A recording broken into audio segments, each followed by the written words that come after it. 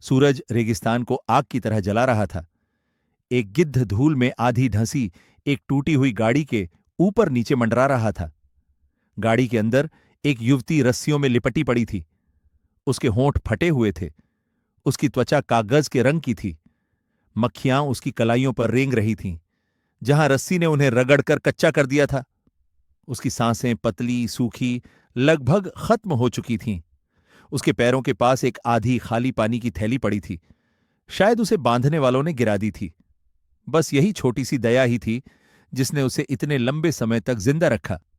घोड़े के खुरों की आवाज पहाड़ी से गूंज रही थी। एलियास शहर से वापस आ रहा था, उस पुराने रास्ते पर जहां कभी कभी गाड़ियां गुजरती थीं। गाड़ी सुनसान लग रही थी। एक पहिया टूटा हुआ था। धूप से पेंट झुलस गया था। वह आगे बढ़ने ही वाला था कि उसने एक आवाज सुनी। एक इतनी धीमी आवाज कि वह मुश्किल से हवा से ऊपर उठ पाई। एक कराह। वह नीचे झुका और अपने बछेड़े के पिछले हिस्से पर हाथ रखे हुए पास चला गया। सबसे पहले उसे ही गंध लगी। पसीना, खून, रस्सी। फिर उसने उसे देखा, लगभग 25 साल की, कलाई और टखनों पर बंधी हुई, फटे और मिट्टी से सने कपड़े पहने हुए। एक पल के लिए उसे लगा कि वह मर गई है। फिर उसकी आंखें खुलीं, धुंधली और डरी हुई, और उसकी आवाज टूटी हुई फुसफुसाहट की तरह निकली। मैं तुमसे विनती करती हूं, यह बहुत बुरा लगा। एलियास जड़ हो गया। शब्द कमजोर थे, लेकिन उन्होंने उसे गोली की तरह मारा। उसने चाकू से रस्सी काट दी और गिरने से पहले उसे पकड़ लिया। उसका शरीर बुखार से तप रहा था। उसने फिर से बोलने की कोशिश की, लेकिन सिर्फ हवा ही निकल रही थी। उसने उसे अपनी बाहों में उठा लिया, यह महसूस करते हुए कि वह कितनी हल्की थी। किसी का इतना कम वजन होना कितना गलत था। अपने काठी के थैले में उसे एक कैंटीन मिली। उसने धीरे से, सावधानी से उसके होंठों से पानी छुआ। उसने खांसी, फिर निगल लिया। उसके हाथों में एक कंपन दौड़ गया, आधा दर्द, आधा भूख। तुम यहां कब से हो? उसने धीरे से पूछा। उसका मुंह हिला, लेकिन कोई शब्द नहीं निकला। उसने उसे गाड़ी के पास छाया में लिटा दिया। उसकी कलाइयों में छाले पड़ गए थे। रस्सी के गहरे घाव थे, और दबाव कम होते ही फिर से खून बहने लगा था। उसने उन्हें पानी से साफ किया, अपनी आस्तीन फाड़कर उन्हें कसकर बांधा। उसके गले में एक छोटा सा चांदी का क्रॉस लटका था, जो धूप में चमक रहा था, सूखे खून से चिपचिपा। उसने उसे ऐसे थामे रखा जैसे उसे जिंदा रखने वाली आखिरी चीज यही हो। हवा तेज हो गई। रेत खुले मैदान में उड़ रही थी। एलियास ने चारों ओर नजर घुमाई। कोई रास्ता नहीं, कोई पगडंडी नहीं, कोई गाड़ीवान नहीं। कौन उसे यहां मरने के लिए छोड़ेगा? और क्यों? उसने उसके चेहरे की ओर देखा। उसकी आंखें फिर से बंद हो गई थीं, लेकिन उसके गालों पर जमी धूल से आंसू बह रहे थे। वह जानता था कि वह उसे छोड़ नहीं सकता। उसने उसे एक बार फिर उठाया और अपनी काठी पर बिठाया। घोड़ा ऐसे हिनहिना रहा था, मानो उसे भी उसकी हरकतों की गंध आ रही हो। जैसे ही वह पश्चिम की ओर लंबे रास्ते की ओर मुड़ा, सूरज पहाड़ी के पीछे डूब गया। जमीन पर सोने की तरह खून बह रहा था। उसने उसके चेहरे की ओर देखा और फुसफुसाया, अब तुम सुरक्षित हो लड़की, बस रुको। लेकिन उस सन्नाटे में वह भी इसे महसूस कर सकता था। इसमें सिर्फ क्रूरता नहीं थी, यह एक चेतावनी थी। और जैसे ही घोड़ा उन्हें सेजब्रश बैंड की ओर ले जा रहा था, उसके मन में एक सवाल कौंध रहा था। भला कौन किसी औरत से इतनी नफरत करेगा कि उसे गिद्धों के लिए छोड़ दे? मैं कॉफी और धुएं की गंध से जाग उठी। एक पल के लिए उसे लगा कि वह स्वर्ग में है। फिर उसके शरीर ने उसे याद दिलाया कि वह स्वर्ग में नहीं है। दर्द उसकी त्वचा के नीचे आग की तरह दौड़ गया। उसने उठने की कोशिश की। उसकी बाहें दर्द कर रही थीं। पट्टियां साफ और कसी हुई थीं, उसकी अपनी नहीं थीं।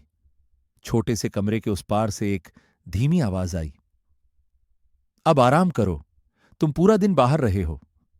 इलियास चूल्हे के पास बैठा टिन के बर्तन में फलियां पलट रहा था। उसकी कमीज एक कंधे से उतरी हुई थी, और उसकी बांह पर भी एक ताजा पट्टी बंधी थी जहां रस्सी ने उसे जलाया था। मैंने पलकें झपकाईं। उसे यकीन नहीं हो रहा था कि वह असली है या नहीं। मैं कहाँ हूं?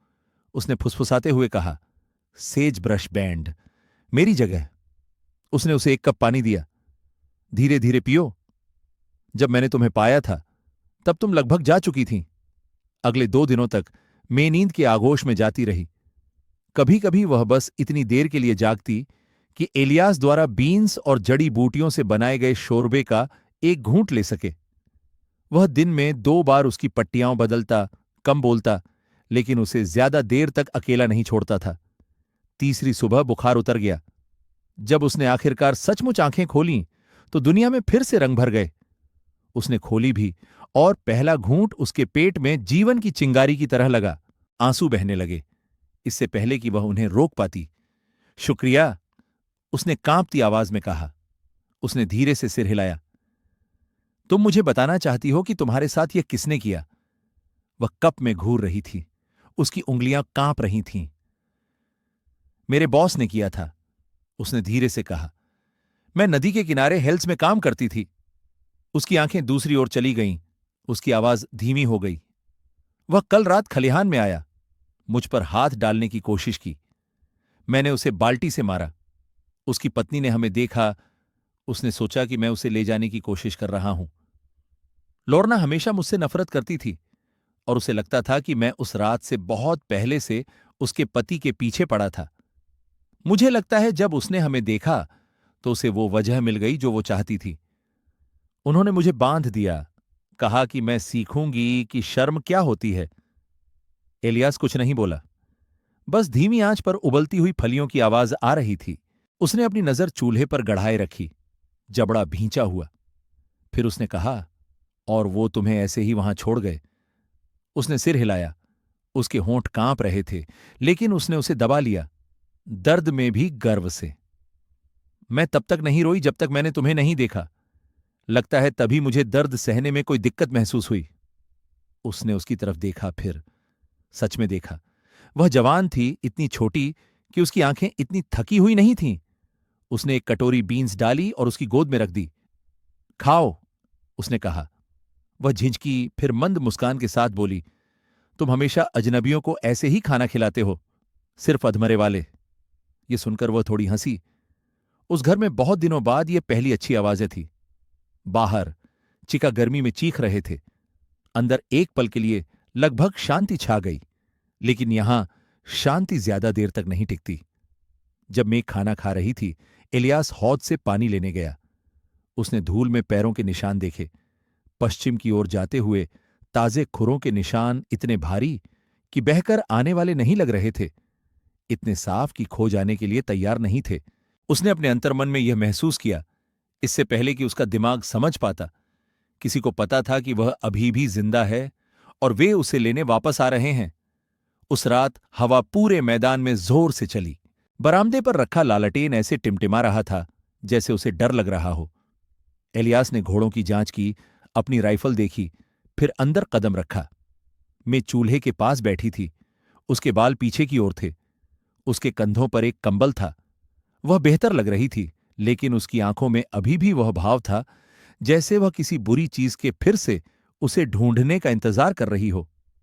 सो नहीं पा रही थी? उसने पूछा। उसने अपना सिर हिलाया। हर बार जब मैं उसे सुन रहा हूं। वह आदमी, लकड़ी के फर्श पर उसके जूते, उसकी आवाज। एलियास ने 2 टिन के कपों में कॉफी डाली। तो अभी आंखें बंद मत करना, उसने कहा।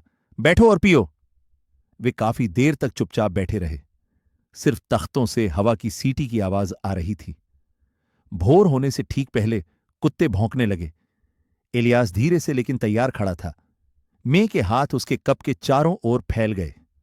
वह खिड़की के पास गया और रास्ते से धूल उड़ती देखी। पहले एक सवार, फिर 2 और। वह आगे वाले घोड़े पर उस आकृति को पहचानता था, विक्टर हेल। इलियास बरामदे में कदम रखा, राइफल नीचे लेकिन तैयार। विक्टर अचानक रुक गया। उसकी मुस्कुराहट चाकू की तरह तीखी थी। उसने अपने खेत के कर्मचारियों को पहले ही भगा दिया था। विक्टर जैसा आदमी अपनी धमकियां खुद देना पसंद करता था। उसे लगा कि इससे वह बहादुर लगेगा। तुम्हें मेरा कुछ मिला है, मैं ककरे, उसने पुकारा। इलियास हिला नहीं। उस पर अपना नाम मत देखो, विक्टर ने मिट्टी में थूक दिया। वह झूठी और चोर है, वह कानून। मैं उसके पीछे दरवाजे पर आई, उसकी आवाज कांप रही थी। तुमने मुझे मरने के लिए छोड़ दिया। बस बस। विक्टर का चेहरा तमतमा गया। वह अपने घोड़े से उतरा और उसकी ओर दौड़ा। ऐसे शब्द चिल्लाते हुए जो किसी भी शरीफ आदमी को कभी नहीं कहने चाहिए। एलियास उसके रास्ते में आ गया और अगले ही पल विक्टर जोर से जमीन पर गिरा। दोनों आदमी धूल में लौटने लगे। मुठ्ठियां लहरा रही थीं, जूते बजरी खुरच रहे थे। इलियास ऐसे लड़ रहा था जैसे उसने पहले ही बहुत सारी अच्छी चीजें दफना दी हों। जब उसने आखिरकार विक्टर को जकड़ लिया तो दोनों के चेहरों पर खून के छींटे पड़ गए। घर जाओ, इलियास ने भारी सांस लेते हुए कहा। अगली बार जब तुम यहां आओ तो सच लेकर आना। विक्टर लड़खड़ाते हुए अपने पैरों पर खड़ा हुआ, लाल थूकते हुए। ये अभी खत्म नहीं हुआ है, उसने फुसफुसाया। फिर वह अपने घोड़े पर चढ़ा और चला गया। धूल उसे पूरी तरह निगल रही थी। मैं दरवाजे के पास जमी खड़ी रही। इलियास मुड़ा, उसकी छाती ऊपर नीचे हो रही थी। तुम ठीक हो? उसने पूछा। उसने सिर हिलाया, उसकी आंखें चमक रही थीं। मुझे लगा था कि वह मुझे फिर से मार डालेगा। मुझे लगता है मैं गलत था। उसने हल्की सी मुस्कान दी। लगता है तुम गलत थे। सूरज पहाड़ी पर से निकल आया था। घाटी में रोशनी फैल रही थी, लेकिन उस रोशनी में भी इलियास को लगा कि कुछ और भी गहरा होने वाला है। विक्टर जैसा इंसान जब तक अपना स्वाभिमान जिंदा रखता है, कभी हार नहीं मानता। उसने मे के लिए एक और कप कॉफी डाली। उसके हाथ अभी भी कांप रहे थे। कुछ खा लो, उसने कहा। तुम्हें अपनी ताकत की जरूरत होगी। अगली बार वह अकेला नहीं आएगा। और वह सही था। अगली बार जब सेज ब्रश बैंड पर सूर्यास्त हुआ तो कानून उसके साथ आ रहा था। तो इससे पहले कि हम साथ मिलकर उस तूफान का सामना करें, आगे बढ़ो और सब्सक्राइब बटन दबाओ अगर तुम देखना चाहते हो कि जब न्याय और वाइल्ड वेस्ट का मिलन होता है तो क्या होता है। अब अपने लिए एक कप चाय बनाओ, पीछे झुको और मुझे बताओ, तुम कहां हो और तुम दुनिया में कहां से सुन रहे हो। अगली शाम तक सेज ब्रश बैंड के ऊपर का आसमान जख्मी लग रहा था। काले बादल नीचे छा रहे थे, ऐसे बादल जो किसी को यह एहसास दिलाते हैं कि कुछ बुरा होने वाला है। इलियास बरामदे में बैठकर अपना चाकू तेज कर रहा था, जबकि मैं मुर्गियों को पिन से खाना खिला रही थी। दोनों चुप थे। उन्हें यह महसूस करने के लिए शब्दों की जरूरत नहीं थी कि आगे क्या होने वाला है। लड़ाई के बाद 2 दिनों तक रैंच शांत रहा, लेकिन इलियास ने दूर पहाड़ी पर घुड़सवारों को एक से ज्यादा बार देखा। विक्टर शहर में अपनी पूंछ घुमा रहा था, कह रहा था कि मैंने उसे चोरी की है और भागने की कोशिश की है। जब तक यह बात शेरिफ तक पहुंची, तब तक कहानी में और भी निखार आ चुका था। तभी उन्हें आवाज सुनाई दी, घोड़ों के खुरों की। इस बार एक भी घोड़े की नहीं। कई इलियास अपनी जीन्स पर हाथ पोंछते हुए खड़े थे। पहाड़ी पर सांप की तरह धूल का एक निशान बह रहा था। सबसे आगे विक्टर हेल सवार थे और उनके बगल में रियो अरीबा काउंटी का सितारा पहने शेरिफ अलोंजो ओर्तेगा थे। मैं जहां खड़ी थीं, वहीं जम गईं। इलियास ने उन्हें अंदर रहने को कहा। जैसे ही घुड़सवार रुके, वह बरामदे से नीचे उतर गए। शेरिफ एक चौड़े कद का आदमी था, भूरे बाल पीछे बंधे हुए। आंखें ऐसी लग रही थीं जैसे उन्होंने बहुत कुछ देख लिया हो और फिर भी और देखने की परवाह नहीं करते। इलियास मैकक्रे, उन्होंने कहा, मैंने सुना है कि तुम एक ऐसी औरत को रख रहे हो जो यहां की नहीं है। तुम्हारे लिए। इलियास ने अपनी आवाज शांत रखी। वह अपनी है। शेरिफ, तुम उससे पूछना चाहते हो? वह सही है विचार। विक्टर ने नाक भौं सिकोड़ी। वह झूठी है। उसने मेरी पत्नी से चोरी की, खेत से पैसे लेकर भाग गई और इस आदमी ने उसे छिपाने में मदद की। शेरिफ ओर्तेगा ने अपनी नजर मे की ओर घुमाई, जो दरवाजे में आ गई थी। वह छोटी लेकिन स्थिर लग रही थी। उसके हाथ अभी भी चोटिल थे, लेकिन अब कांप नहीं रहे थे। मैंने कुछ नहीं चुराया, उसने कहा। मुझे बांधकर मरने के लिए छोड़ दिया गया था। उससे पूछो रस्सी के जलने के निशान कहां से आए? विक्टर ने खींचकर और जोर से हंसा। वह पागल है, तुम देख सकते हो। शेरिफ ने उन दोनों को देखा, काफी देर तक चुप रहा। फिर उसने अपने डिप्टी को खलिहान के पीछे खड़ी गाड़ी की जांच करने का इशारा किया। अंदर उन्हें एक फटा हुआ कपड़ा मिला, जिस पर सोने के धागे से ओलों का निशान सिला हुआ था। पुरानी गाड़ी अभी भी सूखी नाले के पास आधी दबी हुई थी। तूफान आने के बाद से किसी ने उसे छुआ तक नहीं था। धूल ने उसका ज्यादातर हिस्सा ढक लिया था, लेकिन कुछ चीजें आसानी से नहीं धुलतीं, और उसके बगल में कपड़े का एक छोटा सा टुकड़ा, जिस पर खून और रस्सी के रेशे अभी भी बुनाई में फंसे हुए थे। मे की आंखें भर आईं जब उसने उसे देखा।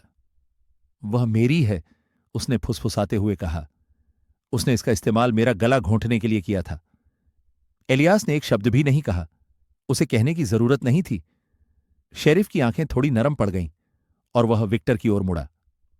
तुम्हें अपनी मदद का ख्याल रखने का अजीब तरीका आता है। जय हो। विक्टर का चेहरा लाल हो गया। वह झूठ बोल रही है। तुम कुछ भी साबित नहीं कर सकते। शेरिफ का हाथ उसकी पिस्तौल पर था, उसे निकालने के लिए नहीं, बस सबको याद दिलाने के लिए कि वह ऐसा कर सकता है। शायद आज नहीं, लेकिन मैं तुम्हें हर कदम पर जयकार करते हुए देखूंगा। विक्टर ने थूका, अपने घोड़े पर सवार हुआ और राइफल को जोर से खींचा। उसने पीछे मुड़कर नहीं देखा, लेकिन उसकी आंखों के भाव से लग रहा था कि मुसीबत अभी खत्म नहीं हुई है। शेरिफ ने मे को सलाम किया। तुम अभी यहीं रहो, बाकी का फैसला हम अखबारों को करने देंगे। फिर वह इलियास की ओर मुड़ा। उसे सुरक्षित रखना, मैं ककरे। कुछ लोग तब तक नहीं सीखते जब तक भगवान खुद उन्हें न सिखाए। जब वे चले गए तो घाटी फिर से शांत हो गई। राहत की सांसों से कमजोर मैं दरवाजे की चौखट पर टिक गई। इलियास ने घुड़सवारों को धूल में विलीन होते देखा। उसे अब भी महसूस हो रहा था कि तूफान बाहर बैठा इंतजार कर रहा है, क्योंकि विक्टर जैसे लोग सिर्फ बातें करने के लिए कभी वापस नहीं आते। शेरिफ के जाने के बाद भी काफी देर तक रैंच शांत रहा। ऐसा सन्नाटा जो जीवंत लगता है, मानो जमीन अपनी सांसें थामे हुए हों। मैं बरामदे में खड़ी क्षितिज को देख रही थी। आखिरी घुड़सवार सूर्यास्त की नारंगी धूल में गायब हो गया। एलियास उसके बगल में रेलिंग पर झुक गया, दोनों बाहें क्रॉस करके। उसकी आंखें पहले से कहीं ज्यादा कोमल थीं। तुम्हें लगता है कि वह वापस आएगा? उसने पूछा। इलियास ने धीमी सांस ली। उस जैसे लोग हमेशा आते हैं, लेकिन आज नहीं। आज हम आराम करेंगे। उस रात हवा गर्म और शांत थी। मैं सो नहीं सकी। वह खिड़की के पास बैठी नदी की चांदी जैसी धारा को देख रही थी। जिंदगी में पहली बार उसे छोटापन महसूस नहीं हुआ, उसे टूटा हुआ महसूस नहीं हुआ। दर्द अभी भी था, लेकिन अब वह उस पर हावी नहीं था। अगले हफ्तों में उसकी कलाइयों के जख्म फीके पड़ गए। उसकी आंखों का डर भी कम हो गया। उसने बाड़ें ठीक करना, मवेशियों को चारा डालना, यहां तक कि अकेले नाले तक जाना भी सीख लिया। इलियास दूर से देखता रहता था। ज्यादा कुछ नहीं कहता था, लेकिन जरूरत पड़ने पर हमेशा पास रहता था। उसने भी नुकसान झेला था। शायद इसीलिए उनकी खामोशियां इतनी आसानी से एक दूसरे से जुड़ जाती थीं। महीनों बाद एक शाम मैं उसके लिए स्टू का कटोरा लेकर आई। वह मुस्कुराया, थका हुआ लेकिन संतुष्ट। तुम किसी भी ट्रेल हैंड से बेहतर खाना बनाती हो जिसे मैंने कभी देखा है, उसने कहा। वह हंसी। लगता है भूख हर चीज का स्वाद बढ़ा देती है। फिर उसने उसकी तरफ देखा, एक ऐसी नजर जो शब्दों से ज्यादा कह रही थी। तुमने इस जगह को फिर से जीवन दिया, उसने धीरे से कहा। लगता है हम दोनों को बचाने की जरूरत है। बाहर हवा में रात के पक्षियों और धीमे पानी की आवाज आ रही थी। मैं मेज के पार पहुंची। उसका हाथ उसके हाथ पर था। कोई बात नहीं, कोई वादा नहीं, बस एक शांति थी कि दो आत्माओं ने किनारे से वापस आने का रास्ता खोज लिया है। अगली बसंत में घाटी किसी को याद नहीं, उससे भी ज्यादा खिल उठी। उन खेतों में जहां कभी खून सूख गया था, जंगली फूल फैले हुए थे। अब खिड़की के पास एक पालना रखा था, जिसके अंदर मुलायम कंबल तह किए हुए थे। मैं काम करते हुए गुनगुना रही थी। उसकी आवाज स्थिर और भरी हुई थी। इलियास आंगन से अंदर आया। उसके जूतों पर धूल थी, कंधों पर धूप। वह एक पल के लिए उसे देखने के लिए रुका, फिर बोला, जानती हो, यह जगह आखिरकार घर जैसी लग रही है। वह मुस्कुराई। यह हमेशा से घर था, हमें बस इसे अर्जित करना था। और शायद यही पुराने पश्चिम की धूल में छिपा सबक है। वह दर्द आपको बना सकता है अगर आप उसे अनुमति दें। वह दयालुता कठोर मिट्टी में भी पनप सकती है, और कभी कभी जो लोग हमें बचाते हैं वे भी उतने ही खोए हुए होते हैं। अब बताओ, अगर तुम उस गर्मी के दिन उस टूटी हुई गाड़ी के पास से गुजरे होते तो क्या तुम रुकते? अगर यह कहानी तुम्हारे दिल को छू गई होती तो इसे लाइक और सब्सक्राइब करो, ताकि तुम पश्चिम के जंगली दिल की अगली यात्रा न चूको।